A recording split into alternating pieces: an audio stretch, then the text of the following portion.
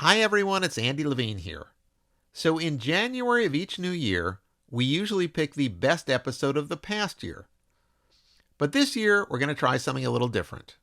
My co-host Scott Merritt is going to pick his favorite episode of 2023 that I conducted. And yes, I'm sure that's going to be a tough challenge for him.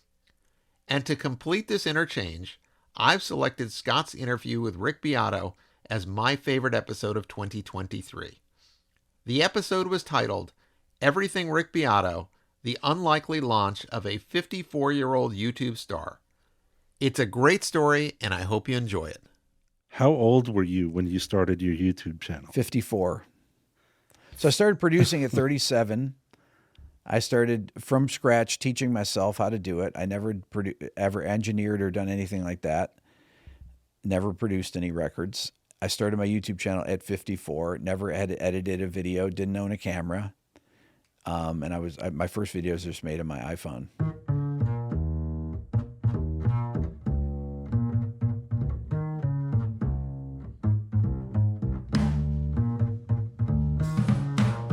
Welcome back to another episode of Second Act Stories. I'm your host today, Scott Merritt. And I'm Scott's co-host, Andy Levine. We've got a great episode today. Rick Beato is our guest. Scott, why don't you tell us a little about Rick? So Rick Beato is probably one of the most well-known music experts in the world. And that's thanks to his YouTube channel called Everything Music.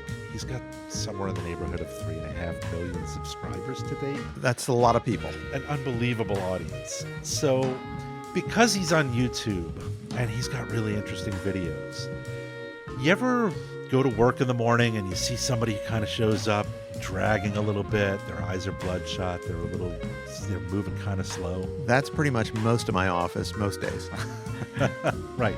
And that's been me also. And there's a good reason for it, because I think there's a better than average chance that most of those people got stuck in a Rick Beato YouTube rabbit hole and couldn't stop watching. He's really interviewed some amazing people. I mean, it's just a laundry list of the biggest music stars. Yeah, Sting, Peter Frampton. I mean, I don't even want to. I'll do a disservice to the list if I try to name anybody more.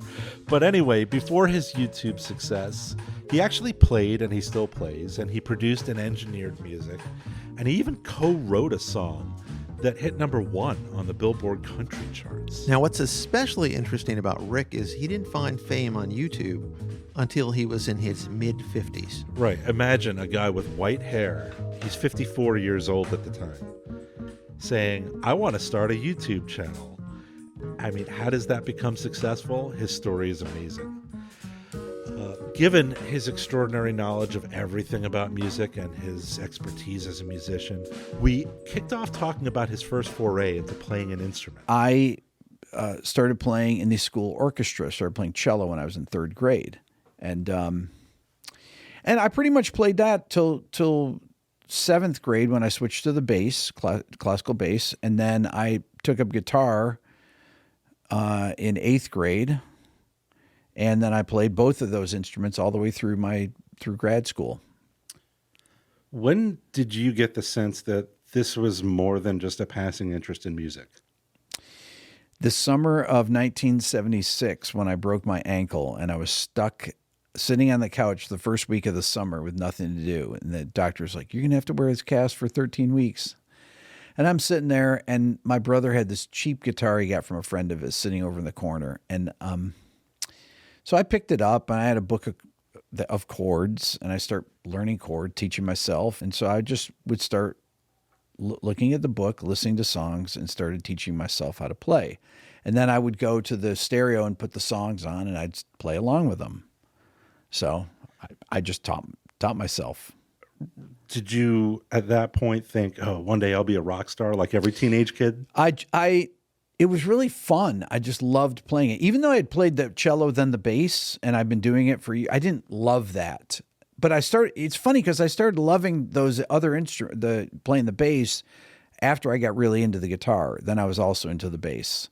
So, but when I got my electric guitar, that's when I really kind of went to town and got really, really into it. I started playing in bands and gigging around, and that was great. It was amazing.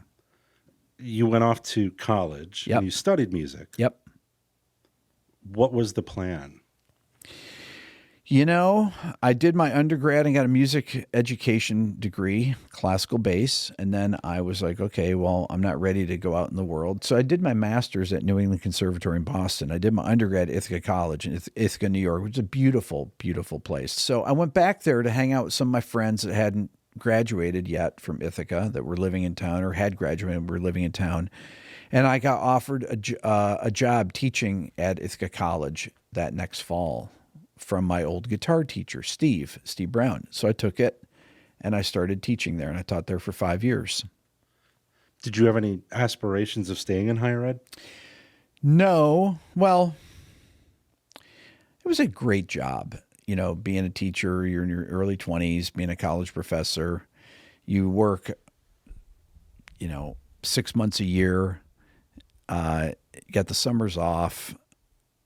But after a few years, I thought, well, this can't be all that my life is.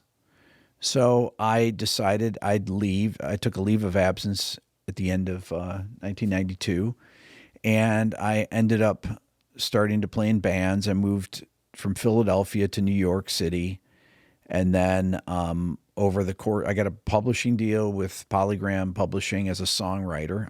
I went from jazz to playing in rock bands again, like I'd done in high school. Right. And then ended up down here in Atlanta in 1994. Well, how does a songwriting deal with Polygram happen? You're just a guy who plays, and you've taught. So I was playing in a band with a buddy of mine, and we had written a bunch of songs, and we were doing a gig at CBGB's in New York City.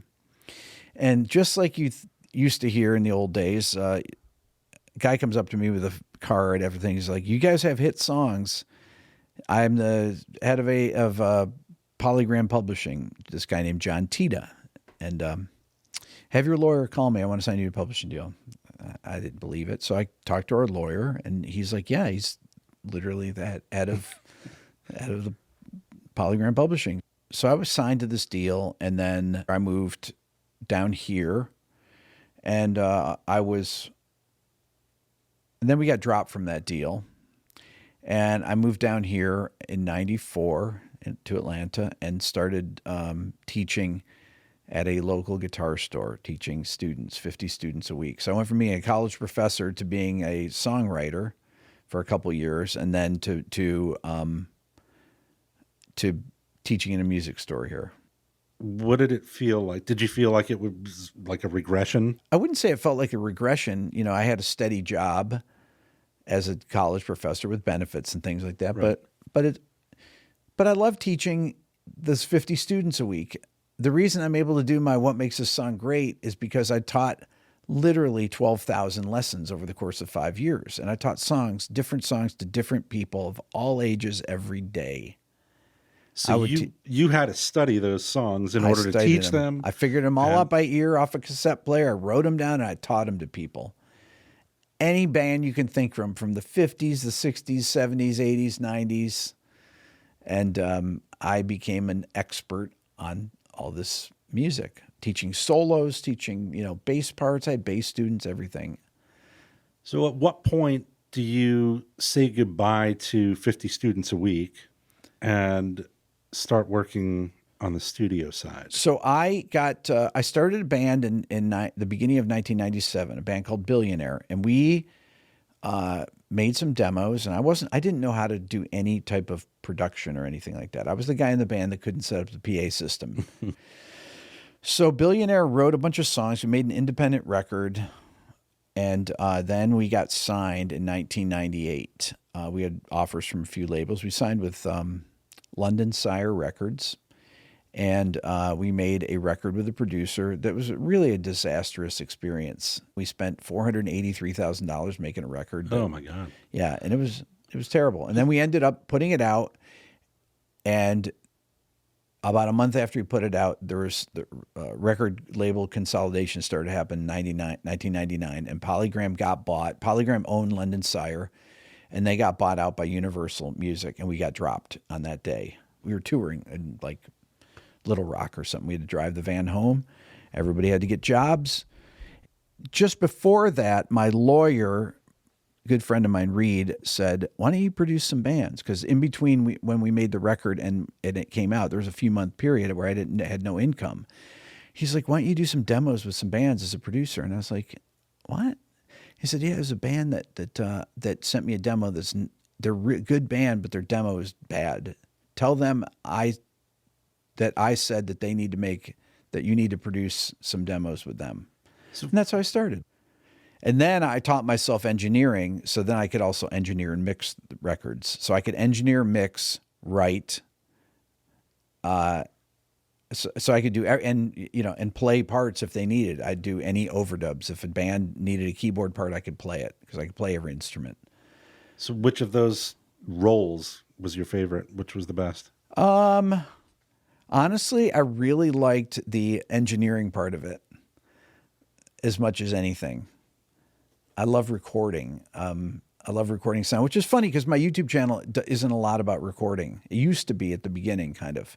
But the What Makes a Song Great series is about production, really, and songwriting.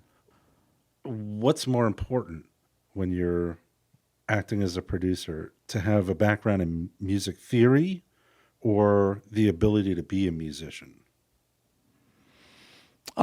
Music theory doesn't really play that much of a role,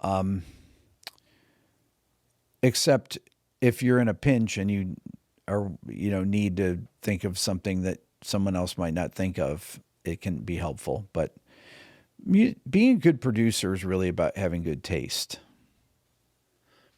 So let's fast forward a little bit. You've got plenty going on without YouTube involved, right? Where do you find the time to do everything? I work 100 hours a week. That's a common theme with people who are successful. What prompted you to start a YouTube channel? So I was, it's interesting. I had an assistant that, my engineer, Ken, nickname is GL. Now in 2014 and 2015, I was doing a lot of singer-songwriter records where I was playing everything, and I didn't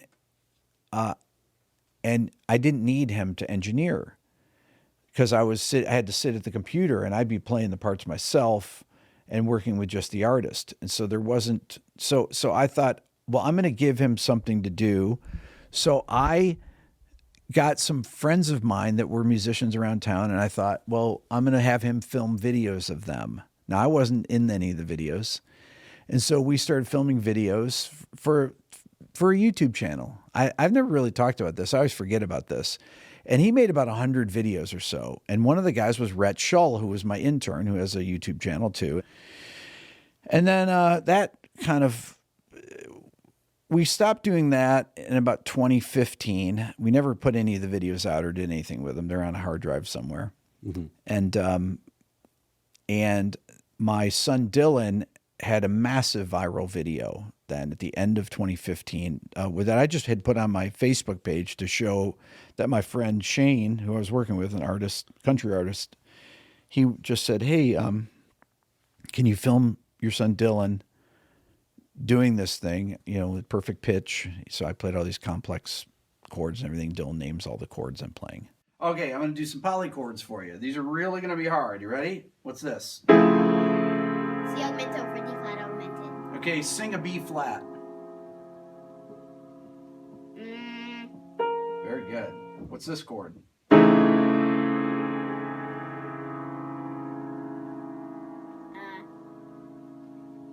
flat major over A major. Great. Sing an F sharp. Excellent. What's this chord? A minor over D flat major. Great. Dylan has an insanely good ear. So, unusually good ear, right? That people had never seen anything like this. And it got 80 million views or so. How old was he when you did this? 8. Yeah. So, I just put up my iPhone and I was going to a school board meeting at my kid's school. And I was like, Dylan, come on down here. And he didn't want to. And my wife's like, just go down there. So I'm just going to film a 1-minute thing. I'm just going to play some notes for you. And then I'm going to play some chords. You just tell me what they are. Okay, fine. So I do it. he goes upstairs. I put it on my Facebook page, and my friend Shane calls me up later. He says, he said, you know, that video you put on Facebook that's a viral video. I said, what do you mean? He says, it's got 5,000 views. I said, that's not, is that a viral video? 5,000 views. He goes, well, there's only like 20 people that follow you on Facebook. Watch what it does tomorrow. So the next day I wake up, it's got 22,000, but by the next night it was over 1 million. Oh my God. And then it just started getting, 1 million every couple hours. Wow. Yeah. Wow. I put the same video up, a separate upload on YouTube, and I came back to my YouTube channel 3 days later and I had 500,000 views on YouTube. But I only got 47 subscribers from this. So about 6 months later, Rhett said, I started doing some more videos on Facebook, and then Rhett said, why don't you start a YouTube channel? And he told me some YouTubers to check out, and I did, and he came over and made my YouTube trailer, which is still my trailer when somebody comes to my channel. It's from 2016. Yeah. And I never updated it. I don't know why. So then I just started making videos. I taught myself how to edit, which is very similar to editing audio. Mm-hmm. Yeah. And I did my first upload on June 8th, 2016. Was it something that you just did for fun? Yeah, I was just kind of doing it at night when I was producing at first, but it became successful, I don't know, pretty fast. I got, I think by September I went from 47 to maybe 20,000 subscribers. And then by the next July, I had 100,000. Then it started to multiply. Then it was like 200,000 6 months later, then 500,000, then 1 million, then... All right, so there's an important point that we haven't made yet. Yeah. How old were you when you started your YouTube channel? 54. So I started producing at 37. I started from scratch teaching myself how to do it. I never ever engineered or done anything like that. Never produced any records. I started my YouTube channel at 54. Never had edited a video. Didn't own a camera. And my first videos just made on my iPhone. Internet stardom is generally reserved for teenagers. Right. Right? Yep. So what is it that makes a guy with white hair successful on YouTube? Well, that was the thing, is when Rhett said, you should be a YouTuber, I said, nobody's going to watch a guy with white hair on YouTube. That was actually literally my response. But that was actually not true. There are plenty of YouTube content creators, right? There's zillions of them out there. What's the lightning rod that caused yours to catch fire? I don't know. I mean, I have a series called What Makes a Song Great. When I started doing that, it was the end of January. It was January 28th, I think, was my first upload. I did a Blink-182 breakdown. And from that day, I started getting 1,000 subscribers a day minimum.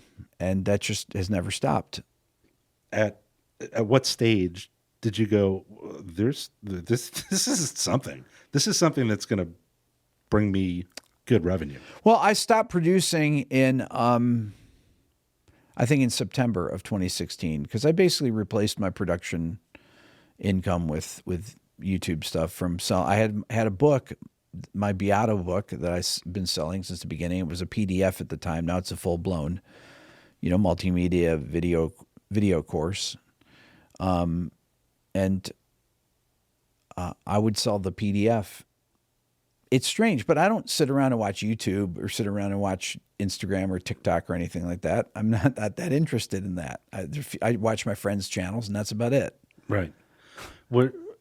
Was it surprising that it took off in the way that it did?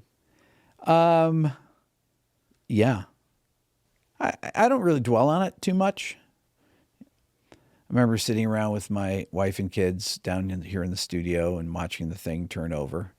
I hit 1 million and 1 million subscribers, and that was fun. But I've gotten to interview all these legends: Sting, Brian May. I just interviewed Steve Gadd, the drummer. I've interviewed Pat Metheny, Keith Jarrett, all these idols, musical idols of mine. That Peter Frampton. Oh my God, all these people that I have, whose records I had listened to forever. getting to meet them and ask Right. them questions and stuff. It's so fun. People who now know your name, Well, right? So, let's talk about your content for a minute. You've mentioned some of the interviews. You've mentioned some of the different kinds of videos that you do. It's all focused on music, right? Your channel's called Everything Music. yeah. You come up with some of the most appealing topics that there could possibly be. I mean, it's like, I mean this in a positive way, and it's for lack of a better term, but it's like total clickbait, right? How do you come up with ideas that are so irresistible, so consistent? It's kind of like writing songs. It's, there has to have a hook. I mean, every video needs to have some type of a narrative. So it's all like mini stories. And I'm a storyteller, I guess. I never thought of myself as that, but a lot of my biggest videos, I'm talking to the camera, not even playing anything. And I just tell stories. Right. But I mean, so all these, top 20 I love acoustic making guitar lists. intros. and Don't we things all like make that. lists like that? It's kind of like knowing baseball records or basketball records or football records. It's I like ranking things. It's like sports. Does the well ever run dry? Do you ever suffer from writer's block? No, Never. I like too many genres of music from all different eras: classical music, jazz, rock, you name it, metal, all different types, country. If it's great, I like it. Yeah. If it's bad, I'll find something interesting about it. Do you have any idea? I'm sure you do, but how many hours of sleep you've cost people who wind up in the Rick Beato YouTube rabbit hole? Well, I mean, I know that my channel's had almost 600 million views, so that's a lot of hours. It's tens of millions. I think it's, I don't know, 6,000 years if you put all the watch time together. I could actually look it up, but it's something like that. Wow. Yeah. You have all the music knowledge. Mm-hmm. What did you need to learn to be successful on YouTube? When I was going to make my first video, I started talking to the camera, and I did a little test thing, and I sent it to my brother Mike, my oldest brother, and his wife Jackie is a anchorwoman on the Buffalo News. I was like, how am I doing? Mike is used to this stuff. He's like, you got to look at the camera. Talk to the camera straight on like it's a person. Okay. And then I do another little clip and I send it to him. He's like, yeah, that's good. And that was That was it. That was my media training right there. It was like, 5 minutes. Look at the camera, talk to it like it's a person. Okay. And just like that. Yeah. Yeah. Talk to me about the grind of producing videos for YouTube. It's time consuming, the editing parts. I have all these unfinished interviews. Some of them are, my Danielle Lanois one is 3.5 hours, 4 hours long, and I have to do it. I can't let anyone else interview or edit it because they don't know what to take out, isn't it? So you do that editing on your own. I do. How big a team do you need? I just have Billy. That's it. Nobody ever wants to call their shot, right? But do you ever get the sense that, oh, this one's going to be great? Or no, I never know. I have no idea how any video is ever going to do. No idea. I had one video that I made that I knew was going to do well, and it did pretty well. And I thought it was a very creative one. It's the one where I did the recreation of Stairway to Heaven, and I played a solo like Peter Frampton. My friend Phil X did a solo like Eddie Van Halen, and then Eric Johnson did the third solo, but his style. And we put it out the day before Eddie Van Halen died. And that was a really special video. It's probably got 3 million views or so. so from the outside, making YouTube videos seems like all fun, right? What's hard about it? Just it's time consuming. Actually the editing part is time consuming. That's it. How much time does it take from like concept to publishing? I usually release the video. I usually make the videos the same day I release them. It's interesting that it's as fresh as that. You just think that something. I know what I want to say, and I don't have a script. I just improvise all my videos. What percentage of your revenue now comes from YouTube versus producing or selling your books and lessons? I'm not sure what a breakdown of the percentage is. A lot of my videos are demonetized. Ones that I play songs in, they get the artists make the money from the videos and stuff. So, I mean, it really depends. So it varies from month to month depending on which videos. If I'm making videos that have content that's not demonetized, and it depends on videos that because it's the things old videos still keep getting views. So I have those top 20 lists those are pretty much demonetized. Some of them aren't. Some of them are revenue sharing. So it's like my top 20 acoustic guitar intros. That video's got 18 million views, and that's revenue sharing because they're all covers. I'm doing the intros and everything. I'm playing them myself. Right. So, but it's you make about 10% of what you would make on the video if it was all original video or something. What's the most unbelievable door YouTube has opened for you? Just to get to interview all these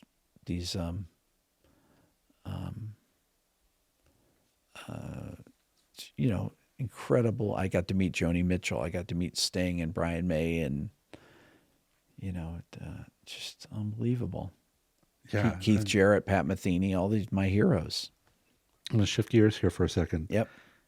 You have a very distinct look. Okay. I mean, you do. Yeah. Right? Yeah. Anybody who knows, who is familiar with your work would recognize you like in an instant. Yes. Can you be anonymous when you go out? Like when you go to a concert or something? Oh, no. You can't go to a concert, right? No. I mean, I don't like to go out to concerts anymore. I mean, it's I mean, if it's somebody that I've done videos on or interviewed, I mean, everybody, a lot of the people know me, and it just keep coming up to you all the time. And it's nice. I mean, always nice to people. It's great to be, to talk to people, meet people, but it can be, having to if you're, if I'm with my wife or something, she, I don't want to subject her to that. She's rolling her eyes and everything. She's like, oh, brother. So you were always a behind the scenes guy. Yeah. Right. What's it like to be in? It was weird because I never let anyone take my picture or record me on video. No bands. I have no pictures with any of the bands I've ever worked with because I wanted to be behind the scenes. I don't want anything about me. That's a pretty extreme level of staying behind the scenes. It was, there's no pictures of me of any real, I mean, maybe a couple bands that I produced, but most of the bands that I worked with, I never let take my picture. And here I am on YouTube. Right. Here you are. It's totally recognizable. So strange, right? Something happened in 2021 where you wound up becoming a member of a very elite club that includes Peter Frampton, Slash, Gary Moore, B.B. King, Tony Iommi, Leroy Parnell, when Gibson issued the Rick Beato signature Les Paul that we're looking at right here. How on earth did that come about? So I post a lot on Instagram, and my Instagram would grow, I don't know, 20,000 followers a month and stuff like that. And it would be all guitar teaching stuff. And a lot of the big guitar players followed me on Instagram. My Instagram gets hundreds of thousands of views, some millions of views, just like my YouTube channel. Right. And Cesar, who's the one of the owners of Gibson, called me up and he says, Rick, what do you think about having a signature guitar with Gibson? I was like, nah, I don't know. No, I don't think so. I don't do any endorsements like that. He's like, come on. you wouldn't want to have a Gibson guitar. And I said, well, it's great, but it's kind of against my brand. I don't do any endorsements of anything. And he goes, okay, if we were to make you a guitar that you don't own, is there a guitar that you'd like? And I said, I would love a Pelham Blue, matte finish, double cutaway Les Paul Special. I have my yellow one that I play, my TV yellow one that I play a lot. I'd love a Pelham Blue one. He goes, well, that could be your signature guitar. And I was like, I don't know, I'll think about it. And he said, I'm going to have Heather, who was head of artist relations at the time. I'll have Heather call you and talk to you. So I talked to Heather and I said, well, what if I could give away the money to charity, my portion of the money? Can we do that? She's like, yeah. So, okay. So everything goes to Save the Music. It's a charity that Gibson works with. And so all the money, all of my profit goes to that.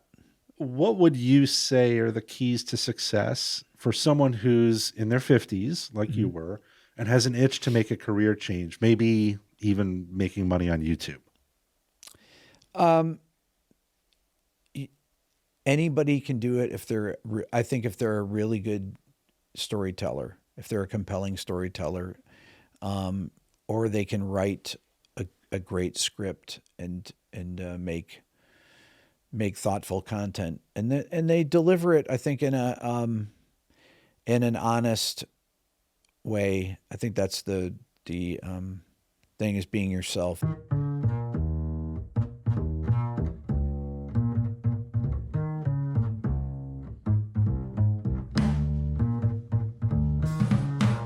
So there it is, the conversation with Rick Beato. I think anybody who listened to this interview probably has a pretty good sense of why he's got so many subscribers on YouTube.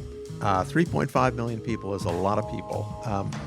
What stood out to me, Scott, and interested in your comment on this, is it seems like all of his success has come from things that he's taught himself, very much a do-it-yourself kind of guy. Yeah, it was always around music, right? He started playing as a young child, and he had a real affinity for it. He went to college and grad school for music, and he taught music. So it's always been around music, but he seems to have seized really cool opportunities when they presented themselves. So, like, Rick didn't start engineering, or didn't even know how to engineer until he was in his 30s. And then it wasn't until he was in his 50s and he had a viral video with his son that he even thought about starting a YouTube channel. That's the amazing part of this story to me. When I think of YouTube content creators, I usually think of people in their early 20s, and here's someone having great success on the channel, and he's 54 years old. Yeah, along comes a guy with white hair who just turns everything upside down and surprises people at every turn. But, I think what we can attribute that to is his ability to tell a story, his compelling content, and honestly, his authentic self. I mean, he just is who he is, right? He knows his stuff. He's got all the knowledge, all the expertise, and he shares it, and he's just really into it. So that authenticity, I think, plays a big role. I agree. Let's take it home, Scott. Sure thing. Andy and I are always on the lookout for more people to profile on Second Act Stories. If there's somebody you'd like to suggest as a candidate, we want to hear from you. Please visit our website at www.secondactstories.org. Click on the nominated guest box at the top of the homepage and send us your submission. If you like the show, please rate us. That helps others find the show, and we're grateful for you spreading the word about Second Act Stories. Absolutely. We hope you'll keep listening. There are more Second Act Stories just around the corner.